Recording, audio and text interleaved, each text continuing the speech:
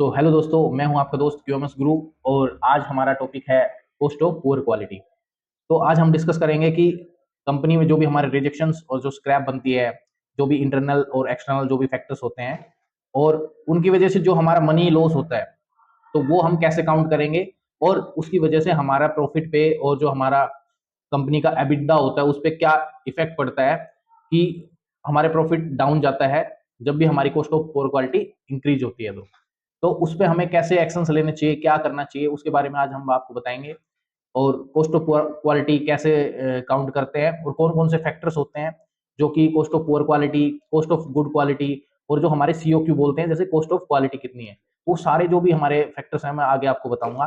So cost भी calculate करनी है, जिससे कि हमें ये पता चलेगा कि हमारा कॉस्ट के मामले में हम कितना लॉस कर रहे हैं, कितना रिवर्क कर रहे हैं, कितनी कॉस्ट लग रही है उसमें। तो वो सारे जो भी है हमारे इस चैप्टर में क्लियर होंगे। आपने देखा होगा मैक्सिमम हमारे जो लीडर्स होते हैं, मैनेजर्स होते हैं, सेम वो भी इसी लैंग्वेज में बात करते हैं कि हमारा जो लॉस हुआ है वो कितना परसेंटेज लॉस हुआ है, कितनी रिजेक्शन है, कि रिजेक्शन परसेंटेज क्या है। लेकिन बहुत सारे जो हमारे लीडर्स होते हैं वो ये भी पूछते हैं कि भाई हमारी कॉस्ट में कितना लॉस हुआ है।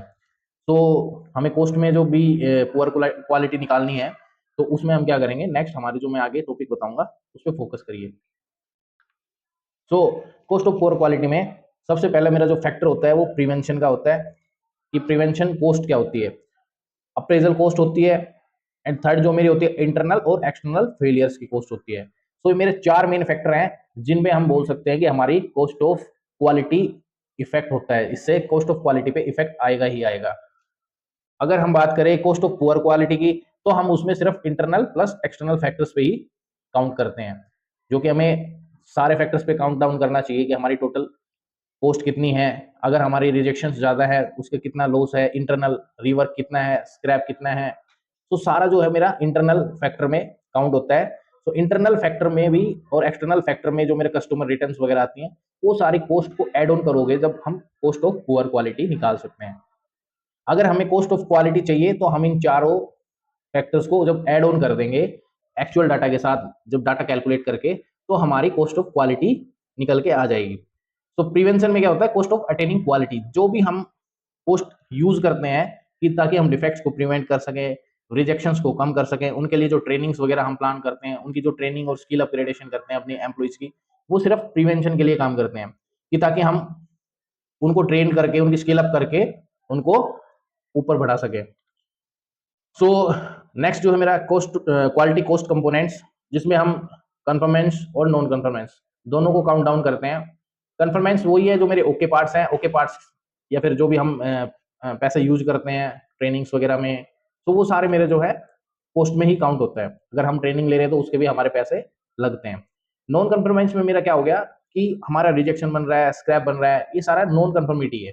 मतलब कि हमारा जो कंफर्म पार्ट होना चाहिए, जो ओके पार्ट होना चाहिए, उसमें कोई डिफेक्ट है, रिवर्क करना पड़ रहा है, तो वो जो कॉस्ट लगेगी नॉन कन्फर्मेंस में जाएगी। नेक्स्ट जो है मेरा, मैं आपको बता ही चुका हूँ, इसमें हमारा जो है प्रिवेंशन है, अप्रेजल है, इंटरनल फैक्ट फेलियर है, एक्सटर्नल फेलियर है। सो कॉस्ट ऑफ क्वालिटी जब भी आप निकालोगे तो आपको इन सभी चारों फैक्टर्स को ऐड करना पड़ेगा, तो आप अपनी टोटल क्वालिटी कॉस्ट निकाल सकते हो। नेक्स्ट जो है अगर सीओपी की ओवरव्यू, सो ऑल एक्टिविटीज, हम इसकी डेफिनेशन कैसे क्या बोल सकते हैं। So all activities and processes that do not meet agreed performance and expected outcomes. अगर हमें एक्सपेक्टेड आउटकम्स नहीं मिल रही है, हमारी परफॉर्मेंस वही मीट नहीं हो रही है, तो हमारी प्रोसेस में या हम जो एक्टिविटी कर रहे हैं उसकी वजह से cost of poor quality generate होएगी, और वो एक बड़ा रूप भी ले लेगी अगर हम उस पर कंट्रोल्स नहीं लगाएंगे। तो जब भी हमारी कोई आउटकम्स एक्सपेक्टेड, जो हमारे एक्सपेक्टेशंस हैं, अगर उसके हिसाब से नहीं मिल रही है, तो वो पुअर क्वालिटी को जन्म दे सकती है। तो cost that would disappear if every task were always perform with deficiency, हम इसको खत्म भी कर सकते हैं अगर हम उस पे पहले से ही प्रोएक्टिवली काम करें। हमारे रिजेक्शंस पे, हमारा जो भी प्रोसेस है उस पे अगर हम ऑलरेडी प्रोएक्टिवली काम करेंगे, तो हमारी ये कॉस्ट ऑफ पुअर क्वालिटी को हम एलिमिनेट कर सकते हैं, रिड्यूस कर सकते हैं हमारे प्रोसेस से। अगर मैं सीओपीक्यू की बात करता हूं तो इसमें क्या है, actual cost minus minimum cost. Actual cost जो है मेरा, जो मेरे पार्ट की कॉस्ट है वो, मिनिमम कॉस्ट जो है मेरी, वो है मेरा जो मेरा आरएम लगा है, या फिर मैन पावर लगी है, या फिर जो भी मेरा जो उसमें यूज हुआ है, हमारा जो इंटरनल। तो उस कोस्ट को हम मिनिमम कोस्ट बोलते हैं, और जो उसका लॉस जो भी हमारा हुआ है वो टोटल सीओपीक्यू में काउंट हो जाएगा। ठीक है।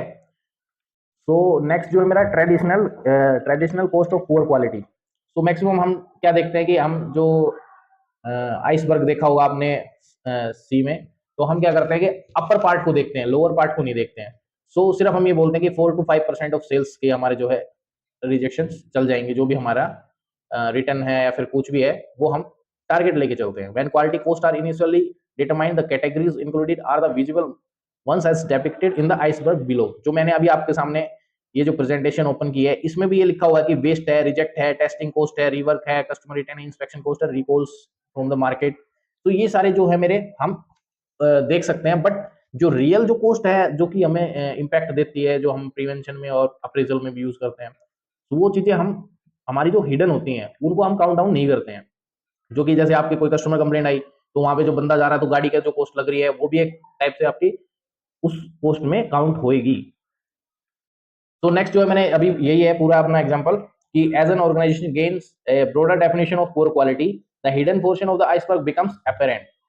सो मैं वही बताना चाह रहा हूँ कि जैसे कि हमारा एक हिडन जो चार्जेस होते हैं वो हम उसमें काउंट नहीं करते हैं, जो कि जिससे आप कॉस्ट ऑफ पुअर क्वालिटी को परफेक्टली नहीं मेजर कर सकते। अगर आपके पास डाटा एक्यूरेट नहीं होगा तो आप कोई भी चीज जो होगी उसको आप प्रॉपरली मेजर नहीं कर सकते, और ना ही आप कोई डिसीजन दे सकते उसमें। सो डाटा भी मेन है मेरा कि मेरा कितनी कॉस्ट लग रही है, मेरा कितना रिजेक्शन हो रहा है, तो सारा डाटा जो है वो मैच करे, और जब आप उस पर काम करोगे, उसको एलिमिनेट करोगे, रिड्यूस करोगे, तो इफेक्टिव रहेगा वो आपके लिए। सो जो मेरी जो मैं आपको बता रहा हूँ जो मेरी हिडन कॉस्ट है, जैसे प्रीमियम फ्रेट कॉस्ट है कि आपने कोई मटेरियल भेजा है कस्टमर को, तो वो आपने थोड़ा आपका जो डिले था उसके कारण आपने एक्स्ट्रा बाई एयर आपने मटेरियल भेजा है वहाँ पे कस्टमर एंड पे, तो वो कॉस्ट भी हमारी काउंट होगी। नॉर्मल कॉस्ट से ज्यादा लगी हमारी कॉस्ट। एक्सेस इन्वेंट्री भी उसी में आएगी कि हमारे को जो इन्वेंट्री रखनी है वो एज पर टारगेट नहीं है, टारगेट से आउट हमने रखी हुई है, तो वो भी हमारे लिए रिजेक्शन क्रिएट करेगी। काफी दिन तक अगर कोई पार्ट रखा रहेगा तो उसमें भी डैमेज या कुछ भी हो सकता है, तो वो भी एक टाइप से कॉस्ट ऑफ पुअर क्वालिटी में हम काउंट करते हैं। Complaint handling cost, overdue receivables, development cost of failed product, excessive employ turnover, pricing और billing errors, excessive over times, late paper work, ये सारे मेरे क्या है सीओपीक्यू के फैक्टर्स हैं जो कि सीओपीक्यू को अफेक्ट करते हैं। ठीक है। So COPQ ranges from 15% to 25% of sales, जो कि इस हिडन के कारण हमें ये जो हमारा जो आइसबर्ग जो दिख रहा है, जिसमें एक एग्जांपल में हमें मेरे सीनियर ने मुझे बताया था कि जो हमारा टाइटेनिक जो जहाज था वो जब एक्सीडेंट हुआ था, जो मतलब डूब गया था, बाद में बहुत सारे लोग उसमें मर भी गए थे, तो उसमें क्या हुआ था कि वो जो कैप्टन था, जहाज का कैप्टन जो था, उसने देखा कि सामने जो है उसको सिंपल छोटा सा आइसबर्ग ही दिख रहा था। बोला इतना तो हमारी जहाज नॉर्मली निकल जाएगी, कोई दिक्कत नहीं है। लेकिन उसको जो नीचे वाला जो पोर्शन था वो दिखाई नहीं दिया, उसने सिर्फ ऊपर वाले पोर्शन को देख के ही डिसीजन ले लिया, जिससे वो आज भी आप सुन सकते हो कि टाइटेनिक की कहानी जो है वो पूरी इस आइसबर्ग पे ही है। इसने क्या किया, उस पूरी जहाज को टुकड़ों में कन्वर्ट कर दिया, क्योंकि जब इससे टकराई तो उनको पता नहीं था कि ये जहाज बहुत ही बड़ा आइसबर्ग है। तो उसके कारण क्या हुआ, उसका बहुत बड़ा लॉस ये हुआ कि पूरी जहाज जो है डूब गई और बहुत सारे बंदे उसमें मर गए। तो ऐसे ही अगर हम सीओपीक्यू पे फोकस नहीं करेंगे, जो हमारी हिडन कॉस्ट है उन पे फोकस नहीं करेंगे, तो हमारी सेल्स पे भी इफेक्ट पड़ेगा। जो हमारा प्रॉफिट है उसी में से हम पैसा यूज कर रहे हैं। ओके। तो नेक्स्ट जो है मेरा quantifying the potential benefits. So sigma के अगेंस्ट में अगर हम बात करें कि हमारी जो कॉस्ट रहनी चाहिए वो कितनी रहनी चाहिए, अगर हम 6 सिग्मा की बात करें तो हमारी जो सीओपीक्यू कॉस्ट जो है या फिर हमारी पुअर क्वालिटी जो है वो minimum less than to 10% of sales अगर है आपकी, तो वो एक टाइप से 6 सिग्मा पे आप काम कर रहे हो। अगर हम टोटल जो हिडन वाले पार्ट्स हैं उनको भी अगर हम काउंट करेंगे तो उस सबको काउंट करने के बाद में ये कॉस्ट है। 5 sigma means 10 to 15% of sales. 4 sigma means 15 to 20% of sales. 3 sigma means 20 to 30% of sales. 2 sigma means 30 to 40% of sales. अगर मैं यहाँ पे बात करूँ तो अगर आपके पास 100 रुपए है, आपकी 100 रुपए की सेल हुई है, तो अगर उसमें से 8, 7, 6 अगर है, तो आप 6 सिग्मा पे काम कर रहे हैं, आपके रिजेक्शन कम है, आपका कंट्रोल है प्रोसेस पे। अगर मैं वहीं पे बात करूँ कि मेरा 85, 84 या 86 के आसपास मेरा प्रॉफिट हुआ है, तो उसमें जो है मेरा सीओपीक्यू इंक्रीज हुआ है। सो 5 सिग्मा पे काम कर रहे हो आप लोग। अगर 4 सिग्मा है कि भाई आपने 100 रुपए की सेल की है, तो आपका 80 का प्रॉफिट है, 20% का जो है लॉस है, तो आपका 4 सिग्मा है। तो ये जो कॉस्ट है मेरी, जो हमें दिख रहा है, जो हमारे सामने है, उस कॉस्ट को लगा के प्लस में जो हमें हिडन कॉस्ट है जो हम नहीं देख पा रहे हैं, उसको काउंट करके ही हम उस पे डिसीजन लेंगे कि हम कौन से सिग्मा पे काम कर रहे हैं। So what does reality look like?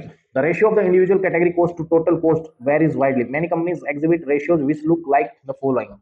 So अगर मैं क्वालिटी कोस्ट कैटेगरी की बात करूं परसेंटेज ऑफ टोटल की, तो इंटरनल फेलियर जो मेरा 25 टू 40%, एक्सटर्नल फेलियर मेरा 25 टू 40%, अप्रेजल मेरा बात करूं तो 10 टू 50, एंड प्रिवेंशन कोस्ट की बात करूं तो 0.05 to 5। What's wrong with this picture? हम क्या करते हैं, हमारा जो है मैक्सिमम हम क्या करते हैं कि हमारा इंटरनल और एक्सटर्नल पर फोकस करते हैं। हम ये नहीं देखते कि हमारा अगर ट्रेनिंग्स और इंस्पेक्शन थोड़ा इंक्रीज होगा तो हमारा जो इंटरनल और एक्सटर्नल जो फैक्टर्स हैं वो रिड्यूस हो सकते हैं, हम उनको खत्म कर सकते हैं। ठीक है। तो नेक्स्ट जो है मेरा एग्जांपल्स, अगर मैं बात करूं प्रिवेंशन एक्सपेंस की, सो इसमें जो है क्वालिटी प्लानिंग। ठीक है। प्रिवेंशन में हम क्या कर सकते हैं, प्रिवेंशन अगर हम करेंगे पहले ही, अगर हम वो पोस्ट यूज करेंगे जो हम पुअर क्वालिटी में हमारी जो ट्रांसफॉर्म हो रही है, बाद में एक्शंस ले रहे हैं, रिएक्टिव में आ जाती है जो, तो उससे पहले हम क्या करेंगे, हम प्रिवेंशन पोस्ट का यूज करेंगे जिसमें हम अपने सारे बंदों को ट्रेनिंग देंगे, एजुकेशन एंड ट्रेनिंग देंगे, उनकी स्किल अपग्रेडेशन करेंगे, प्रोसेस को थोड़ा सा अपग्रेड करेंगे, क्वालिटी प्लानिंग्स करेंगे, प्लान ऑडिट्स वगैरह करेंगे, कस्टमर की सर्वे के हिसाब से काम करेंगे, उस पे सर्वे पे हम एनालिसिस करेंगे, प्री प्रोडक्शन रिव्यूज देखेंगे, टेक्निकल मैनुअल्स वगैरह बनाएंगे, स्पेसिफिकेशंस को देखेंगे, जो प्रोडक्ट इंजीनियरिंग है उस पर भी काम करेंगे, जो परचेज कॉस्ट है उसका भी टारगेट हम फिक्स करेंगे कि हमारे जो परचेजिंग जो आरएम या रो मटेरियल जो भी, या फिर पीओपी जो हम जो बाई कर रहे हैं सप्लायर से, तो वो मिनिमम कॉस्ट पे हम बाई करें ताकि हमारे सीओपी की भी उतनी ही इफेक्ट होती है। अगर हमारी आरएम की कॉस्ट कम रहेगी और हमारे प्रोडक्ट की कॉस्ट ज्यादा रहेगी तो हमारी सेल पे भी इफेक्ट पड़ता है और हमारे प्रॉफिट पे भी। सो प्रोसेस कैपेबिलिटी स्टडी करेंगे, SPC study, preventive maintenance timely करेंगे, उस पर भी स्टडी करेंगे, supplier qualification, supplier vendor development जो हम करते हैं उसका पूरा अपनी चेकशीट या फिर उसकी जो एलिजिबिलिटी है हम मीट कर रही है या नहीं कर रही है वो सब वेरिफिकेशन करेंगे।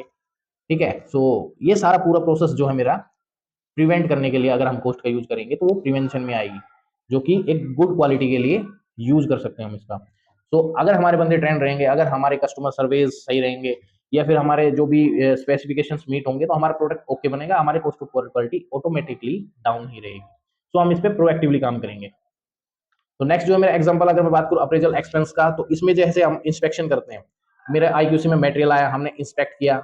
ठीक है। उसके बाद में प्रोसेस में जो पार्ट बन गया उसके बाद इंस्पेक्ट किया, वेरिफिकेशन की as per drawing, as per हमारी रिपोर्ट, जो फर्स्ट पार्ट अप्रूवल रिपोर्ट्स होती हैं, प्रोडक्ट ऑडिट्स हमने करी, क्वालिटी सिस्टम ऑडिट्स हमने की। सो ये सारी चीजें जो हम शॉप फ्लोर पे या फिर हमारे जो प्रोसेस में अगर हम ऑडिट्स वगैरह करते हैं और हम उस पे देखते हैं कि हम जब हमारी जो एम्प्लॉय है वो, या फिर हमारा जो इंस्पेक्टर है जो काम कर रहा है, वो सारी जो कॉस्ट मेरी जो है वो अप्रेजल कॉस्ट में काउंट होएगी। ठीक है। तो इसमें सारा जो भी मेरा ये एग्जांपल्स है, प्रोटोटाइप इंस्पेक्शन भी आ गया, सर्वे एंड ऑडिट्स भी आ गया, कस्टमर सेटिस्फेक्शन मॉनिटरिंग का भी आ गया, कैपिटल एक्सपेंडिचर भी आ गया। सो जो भी हम काम कर रहे हैं शॉप फ्लोर पे, और जो भी हम प्रोडक्ट को सेफली, मतलब जो हम फिजिकली काम कर रहे हैं, सो उस वो वाली जो कॉस्ट है मेरी वो अप्रेजल कॉस्ट में आएगी। ठीक है। नेक्स्ट जो है मेरा example of internal failure cost. जो इंटरनल फेलियर्स मेरे जो होते हैं उनकी कॉस्ट क्या क्या रहती है, मेरा री इंस्पेक्शन कर रहे हैं हम, एक ही पार्ट को हमने पहले इंस्पेक्ट किया, उनमें से कुछ पार्ट्स हमने छाट लिए और वो जो रिजेक्टेड बच गए उनको हमने अलग कर दिया, और जो ओके पार्ट्स जो हमें मिले उनको थोड़ा बहुत काम किया हमने, रिवर्क किया और उनको कस्टमर को भेज दिया। ड्यू टू हमारी सप्लाई, अगर हमारे पास पार्ट्स कम है या फिर रिजेक्शन ज्यादा बनी तो हम उनमें से डेविएशन नोट भर के हम उसको उनमें से निकाल लेते हैं कुछ पार्ट। उसके बाद में हमने फिर री इंस्पेक्शन किया उसके लिए, क्योंकि हम इंस्पेक्शन पहले कर चुके हैं और अब हम उसको री इंस्पेक्ट कर रहे हैं, तो वो भी हमारी कॉस्ट उसमें काउंट होगी, जो कि इंटरनल फेलियर में आएगी। रिवर्क हो गया, प्रोसेस मॉडिफिकेशन हो गया, पेरोल एरर्स हो गए, एंड जो भी मेरा लेट डिलीवरीज हो गया, डिलीवरी की रेटिंग्स भी हमारे कस्टमर हमें शेयर करते हैं, क्वालिटी की रेटिंग्स भी शेयर करते हैं। और ये सारे जो भी इंटरनल हमारे जितने भी फेलियर्स हैं जो हमारे प्लांट में है, वो सारी जो भी कॉस्ट रहेगी वो सारी इंटरनल फैक्टर्स कॉस्ट रहेगी, इंटरनल फेलियर कॉस्ट रहेगी। तो नेक्स्ट अगर मैं बात करूँ एक्सटर्नल फेलियर कॉस्ट की, सो हमारा जो प्रोडक्ट है उसमें कोई कंप्लेंट आ गई, उसको मार्केट से रिकॉल करना पड़ा और उसकी जगह हमने पार्ट रिप्लेस करके दिए कस्टमर को, एंड यूजर तक, तो उसके बीच की जो कॉस्ट आई वो सारा हमारी ही रहेगी। वो पुअर क्वालिटी के कारण हमारा पार्ट रिजेक्ट हुआ है और रिटर्न बैक हुआ है, तो रिकॉल करना पड़ा। हैंडलिंग कस्टमर कंप्लेंट जो मैंने आपको बताया, आप टैक्सी में जा रहे हो कस्टमर के पास सॉल्यूशंस के लिए, रिजोल्यूशंस के लिए। ठीक है। तो रिटर्न जो है हमारी कस्टमर रिटर्न जो है वो हमारा एक्सटर्नल फैक्टर आएगा। जो भी हमारे शॉप फ्लोर कंपनी से बाहर जो भी एक्टिविटी हो रही है, मतलब जो भी हमारी कंप्लेंट्स आ रही है, रिटर्न्स आ रही है, फेलियर्स आ रही है, सेल्स एंड सर्विस जो भी है, तो वो सारी जो है मेरी लेट पेमेंट्स वगैरह है एग्जांपल, कभी-कभी पेमेंट्स डिले होने के कारण भी दिक्कतें होती हैं। तो वो सारे जो है एक्सटर्नल फैक्टर्स हैं, एक्सटर्नल फेलियर्स हैं, जिससे कि हमारी पूरी कंपनी की सेल्स प्लस में प्रॉफिट पे प्लस में सीओपीक्यू पे भी इफेक्ट पड़ता है। तो ये 4 फैक्टर्स हैं मेन जो मैं आपको बता चुका हूँ। इसके कारण क्या होता है, इन 4 फैक्टर्स के कारण हमारा loss sales because of customer dissatisfaction. Customer dissatisfaction भी होता है इसमें। इसमें कस्टमर डिससैटिस्फैक्शन भी होता है, जिसकी वजह से क्या होता है कि हमारा सीओपीक्यू और प्रॉफिट पे भी इफेक्ट पड़ेगा ही पड़ेगा। तो हम क्यों ना उस पे प्रिवेंशन और फिर प्रोएक्टिवली काम करें। So non value added work अगर हम बात करें, जैसे कि common activities that provide no benefit to customers, जो कस्टमर को के लिए कोई बेनिफिट नहीं है, हमारा जो पार्ट है अगर वो 50 रुपीज का है तो आप उसको 4 बार इंस्पेक्ट कर रहे हो, आप अपने रिजेक्शंस भी हैं उस पर रिवर्क कर रहे हो, लेकिन कस्टमर तो उस पार्ट को सिर्फ 50 रुपीज में ही लेगा। अगर आप एक्स्ट्रा कॉस्ट लगा रहे हो तो वो आपकी खुद की कॉस्ट है, वो आपकी खुद की पुअर क्वालिटी के कारण आप उस पर डबल रिवर्क कर रहे हो और उसको इंस्पेक्शन बढ़ा रहे हो, आप चेक पॉइंट्स बढ़ा रहे हो, तो वो सारा क्या होगा, वो जो भी कॉस्ट आएगी वो मेरी सीओपीक्यू में ऐड हो जाएगी। ठीक है, तो वो नॉन वैल्यू एडेड है, वर्क है, डबल काम कर रहे हैं, डबल इंस्पेक्शन कर रहे हैं, क्यों ना हम पहले ही मशीन में आर्म ओके डालें, उसके बाद जो पार्ट पार्ट हमारा जो आएगा प्रोडक्ट बन के वो बिल्कुल ओके आए, ओके से हम डायरेक्ट पास करें, डायरेक्ट से हमारा एफजी में जाए, एफजी से डायरेक्ट हमारे कस्टमर पे जाए, तो उससे क्या होगा, हमारे को उसकी पूरी क्वालिटी बिल्कुल ही एलिमिनेट हो जाएगी, रिजेक्शंस भी हमारी कम हो जाएंगी। सम आर अननेसेसरी इंस्पेक्शंस, मैं आपको बता ही चुका हूँ कि बेवजह डबल इंस्पेक्शन कर रहे हैं हम, टाइम भी यूज हो रहा है हमारा, मैन पावर भी यूज हो रही है सेम प्रोडक्ट के लिए। So rarely use information systems, memos never read, financial reports not used, irrelevant procedures, meeting with no objective or outcomes। अगर हमारे पास ये सारी चीजें हैं तो हमारे सेल्स पे और प्रॉफिट पे इफेक्ट पड़ेगा ही पड़ेगा। सो हमें सारी चीजों को साथ में लेके चलना है, जिससे कि हमारी cost of poor quality improve हो सके, इंप्रूव कर सके। In the case of reworks, rejections, हम इन सबको खत्म कर देंगे तो हमारे सीओपीक्यू बहुत ही डाउन द लेवल आ जाएगा, रिड्यूस रिडक्शन में आ जाएगा, एलिमिनेट भी हो सकता है, ऐसा कुछ नहीं है। तो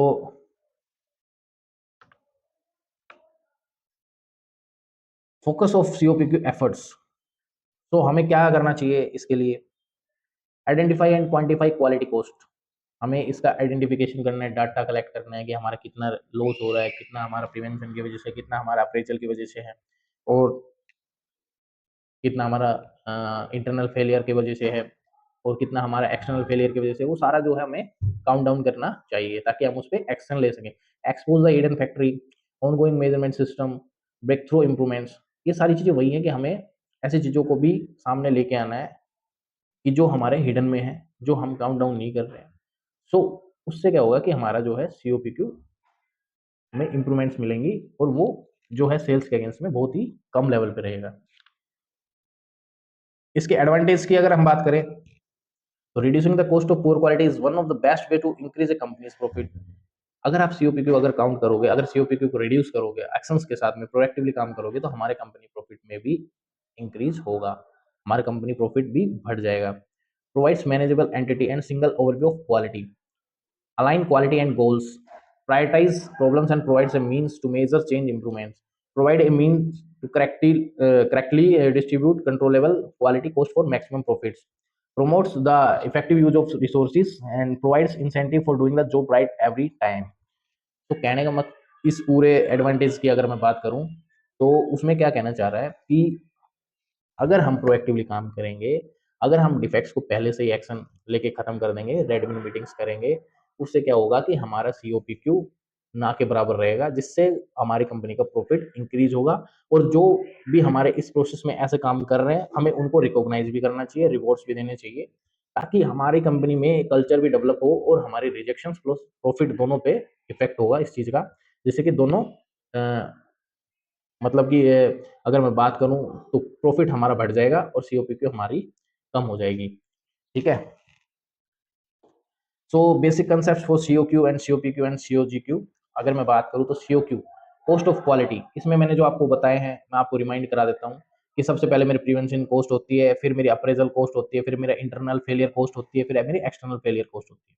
प्रिवेंशन में मैंने आपको बताया ट्रेनिंग्स है, प्रोसेस कंट्रोल, एफएमई, ऑडिट्स, ये सारे अगर हम पहले से प्लान करके करते हैं ट्रेनिंग्स वगैरह या फिर इंप्रूव करते हैं स्किल, तो वो प्रिवेंशन कॉस्ट में आएगी, क्योंकि हम कॉस्ट तो उसकी भी लगा ही रहे हैं ना, हम ट्रेनिंग दे रहे हैं हमारे बंदों को, तो हमारे एम्प्लॉइज जब डेवलप होंगे, स्किल इंप्रूव होगी, तो उसके लिए टाइम भी चाहिए और कॉस्ट भी लगती है, तो वो प्रिवेंशन कॉस्ट आएगी कि हम उनको बता रहे हैं कि प्रोएक्टिवली कैसे हमें काम करना है इन सब चीजों को खत्म करने के लिए।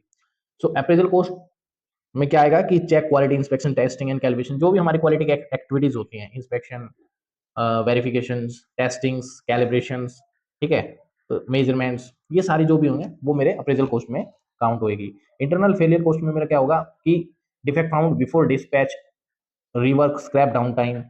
सो जो भी मेरा इंटरनल फेलियर कॉस्ट है, कि मेरा रीवर्क है, मेरा स्क्रैप है, मेरा डाउन टाइम है, तो वो सारा जितना भी लॉस है मेरा, जिसकी वजह से मेरी पुअर क्वालिटी जनरेट होएगी, वो सारा मेरा इंटरनल फेलियर में काउंट होगा। इंटरनल मतलब जो हमारे प्लांट है उसमें जो भी हमारे इंटरनल जो भी कुछ होगा, वो हमारे इंटरनल फेलियर कॉस्ट में ही काउंट होगा। एक्सटर्नल फेलियर कॉस्ट में मैं बात करूं तो defect found after dispatch, like warranty या customer returns, customer complaints, okay, तो ये सारे जितने भी हैं मेरे, या फिर हम कस्टमर पे जाके कोई भी विजिट कर रहे हैं उसकी कॉस्ट, तो वो सारे मेरे एक्सटर्नल फेलियर कॉस्ट में काउंट होंगे, ठीक है। अब मैं सीओपीक्यू की बात करूं तो कॉस्ट ऑफ पुअर क्वालिटी को आप कैसे मेजर करोगे? कॉस्ट ऑफ पुअर क्वालिटी में हम मैक्सिमम, हमारी जितनी भी कंपनियां वो सारी क्या करती हैं, internal failure cost plus external failure cost को ही काउंट करती है। तो उससे क्या जो भी कॉस्ट निकल के आएगी वो मेरी सीओपीक्यू कॉस्ट रहेगी, कॉस्ट ऑफ पुअर क्वालिटी रहेगी। तो नेक्स्ट अगर मैं बात करूँ सीओजीक्यू, तो कॉस्ट ऑफ गुड क्वालिटी अगर आपको मेजर करनी है, तो गुड क्वालिटी में आपका आएगा प्रिवेंशन प्लस अप्रेजल। तो जो मेरी ट्रेनिंग्स वगैरह है या फिर जो हम इंस्पेक्शन कर रहे हैं हमारी क्वालिटी को अच्छा करने के लिए, गुड बनाने के लिए, तो वो सारी जो है मेरा सीओजीक्यू में आएगा। अगर मैं इनके फॉर्मूलाज की बात करूं, आपको मान लो सीओक्यू निकालना है, तो आप इन चारों फैक्टर्स को ऐड कर दो जो कि इफेक्ट करते हैं हमारी क्वालिटी की कॉस्ट। अगर आपको निकालनी है तो prevention cost, appraisal cost, internal failure cost plus external failure cost को जब आप ऐड ऑन कर दोगे तो आपकी कॉस्ट ऑफ क्वालिटी निकल के आ जाएगी। अगर मैं सीओपीक्यू की बात करूं तो internal failure plus external failure, COGQ की बात करूं तो मैं प्रिवेंशन प्लस अप्रेजल, अगर मैं इन दोनों को ऐड ऑन कर दूंगा तो मेरी सीओजीक्यू निकल के आ जाएगी। नेक्स्ट, अब मैं आपको बता दिया मैंने ये सारी चीजें। नेक्स्ट जो है मेरी ये समरी है जो कि मैं आपको बता चुका हूँ। प्रिवेंशन में मैंने ऑलरेडी बता दिया है कि ट्रेनिंग्स हैं, सप्लायर ऑडिट्स है, क्वालिटी प्लानिंग है। अप्रेजल में मेरे कैलिब्रेशन टेस्टिंग है, internal failure, scrap, rework, external failure, warranty return, XYZ जो भी है सारा मैं ऑलरेडी बता चुका हूँ। सो नेक्स्ट अभी हम जो है क्वेश्चन एंड आंसर्स करेंगे, जिसमें मैं आपको कुछ स्टडीज बताऊंगा और उनके आंसर्स भी एक्सप्लेन है इसमें प्रेजेंटेशन में आपके लिए। सो आप अपने पहले बेस्ट देख सकते हो आंसर देखने से पहले। ये कंपनी ऑर्गेनाइज एक quality awareness workshop for all employees. तो मैंने आपसे बताया था कि जो भी हम ट्रेनिंग्स वगैरह हैं या कोई भी अवेयरनेस की वर्कशॉप वगैरह करते हैं तो वो हमारे प्रिवेंशन कॉस्ट में काउंट होएगी, क्योंकि ये ट्रेनिंग एंड अवेयरनेस है, प्रिवेंशन कैसे करना है उसके लिए हम ट्रेनिंग्स वगैरह इसमें दे रहे हैं। सेकंड जो क्वेश्चन है, the company rejects 500 components during final inspection before dispatch. तो बिफोर डिस्पैच से पहले हमारा इंटरनल फैक्टर या इंटरनल फेलियर हो चुका है, क्योंकि 500 कंपोनेंट्स मेरा रिजेक्ट हो चुका है, तो हमारा जो है ऑप्शन इसमें सी ऑप्शन आएगा, इंटरनल फेलियर कॉस्ट, ठीक है। तो नेक्स्ट क्वेश्चन है मेरा, a customer returns the product due to malfunction and the company replace it under warranty. तो वारंटी हो गया, कस्टमर रिटर्न हो गया, कस्टमर कंप्लेंट हो गया, वो सारा मेरा जो है एक्सटर्नल फैक्टर पे आता है, एक्सटर्नल फेलियर में आता है। सो इसमें मेरा जो ऑप्शन हो गया B option, external failure cost. So next जो है मेरा fourth, periodic inspection and calibration of gauges is an example of. हम अब इसमें इंस्पेक्शन कर रहे हैं और कैलिब्रेशन कर रहे हैं, सो वो कॉस्ट जो आएगी वो अप्रेजल कॉस्ट में आएगी, क्योंकि हम इसमें फिजिकली ये काम कर रहे हैं, ठीक है। अगर इसकी अगर ट्रेनिंग होती इंस्पेक्शन की या कैलिब्रेशन की तो वो हमारा प्रिवेंशन कॉस्ट में काउंट होती, लेकिन इसको हम पीरियडिक इंस्पेक्शन और गेज का जो एग्जांपल दिया है वो हमारी अप्रेजल कॉस्ट में आएगी, क्योंकि कैलिब्रेशन में जब हम मेजरिंग एक्यूरेसी करते हैं, ठीक है, तो ये अप्रेजल कॉस्ट का पार्ट है। नेक्स्ट क्वेश्चन अगर मैं बात करूं, conducting FMEA, failure mode and effect analysis before production starts is an example of. ये हमारा प्रिवेंशन कॉस्ट में आएगा, क्योंकि हम प्रोएक्टिवली काम कर रहे हैं, प्रोएक्टिवली जो भी आप काम कर रहे हो जैसे मेरा प्रिवेंट करने के लिए, सो वो मेरा क्या आएगा, प्रिवेंशन कॉस्ट में आएगा, डी ऑप्शन। रिवर्क परफॉर्म, अब आप यही समझ लीजिए रिवर्क जहां आ गया तो वो मेरा इंटरनल फेलियर कॉस्ट है, क्योंकि पार्ट बन चुका है अब वो फेल हो चुका है, तो उस पर हमें क्या करना है, रिवर्क करना है। रिवर्क मेरा जो आएगा इंटरनल फेलियर कॉस्ट में काउंट होगा, ठीक है। नेक्स्ट जो है मेरा seventh, customer complaint investigation and site visit cost is categorize. Customer complaint क्या हो गया, एक्सटर्नल फैक्ट, एक्सटर्नल फेलियर हो गया, एक्सटर्नल फेलियर मींस तो वो हमारा एक्सटर्नल फेलियर कॉस्ट में ही काउंट होगा। नेक्स्ट जो है supplier quality audit conducted to verify their process capability. हम सप्लायर क्वालिटी ऑडिट्स इसलिए तो करते हैं कि हम जो हमारे जो डिफेक्ट्स वहां से आउटफ्लो होके हमारे पास आएंगे और हमारे पास से कस्टमर के पास में नहीं जाएं, उसके लिए हम क्या करते हैं, सप्लायर पे जाके ऑडिट्स करते हैं कि उसका प्रोसेस कैसा है, या फिर कोई पोका ओके या फिर जो भी इंप्रूवमेंट्स कराने होते हैं हम कराते हैं, ताकि हम उन जो भी आउटफ्लो हो या डिफेक्ट्स हो या फिर जो भी पार्ट हमें मिले वो ओके पार्ट मिले। इसलिए वो भी कॉस्ट हमारी प्रिवेंशन कॉस्ट में ही काउंट होगी, जो कि मैं आपको ऑलरेडी बता चुका हूँ ऊपर। तो नाइन्थ जो मेरा 100% final inspection before dispatch. Inspection आ गया ना, तो इंस्पेक्शन मेरा अप्रेजल कॉस्ट में आएगा। तो इस यहाँ पे ए ऑप्शन को हम टिक कर देंगे। सो लास्ट जो है मेरा, the company spends money on repairing products return by the customer and paying compensation. अभी जैसे गाड़ी में कोई पार्ट आपका लग चुका है और मार्केट में गाड़ी जा चुकी है, उसके बाद में वहां से पार्ट रिकॉल हुआ है, रिकॉल होने के बाद में उसमें रिपेयरिंग हुआ है, रिपेयरिंग होने के बाद में कंपनसेशन भी पे किया गया है, तो वो सारा external factor, external failure cost है, वो एक्सटर्नल में ही काउंट होगी उसकी। ठीक है, so thank you for this session. आज के लिए इतना ही। अगर आपको वीडियो अच्छी लगी हो तो आप हमारे चैनल को शेयर करिए अपने दोस्तों के साथ में, और जो भी आपके कलीग्स हैं इंडस्ट्री में जो वर्क कर रहे हैं उनको भी बताइए हमारे चैनल के बारे में, और लाइक शेयर सब्सक्राइब करें और शेयर जरूर करें अपने दोस्तों के साथ।